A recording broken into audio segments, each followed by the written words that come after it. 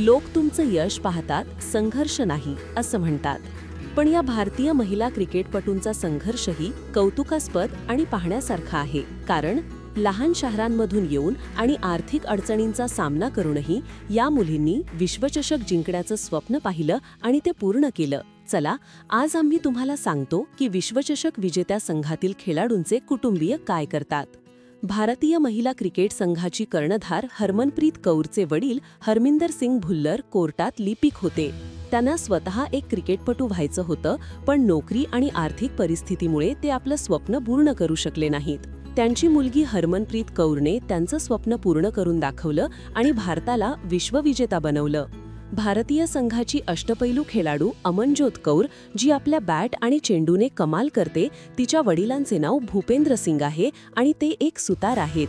त्यांनीच आपल्या मुलीसाठी पहिली बॅट बनवली होती आणि तिच्या क्रिकेट कारकिर्दीला पाठिंबा दिला. ते तिला मोहाली ते चंदीगडपर्यंत स्कूटरवरून क्रिकेट अकॅडमीत घेऊन जात असत. भारतीय महिला गोलंदाज राधा यादवने आपल्या गोलंदाजीने विश्वचषकात सर्वांना प्रभावित केलं. तिचे वडील ओमप्रकाश यादव मुंबईच्या कांदिवली पश्चिमेला दूध आणि भाजीपाल्याचं दुकान चालवत होते. पण अनेक अडचणी असूनही त्यांनी आपल्या मुलीचं स्वप्न पूर्ण करण्यासाठी पूर्ण पाठिंबा दिला.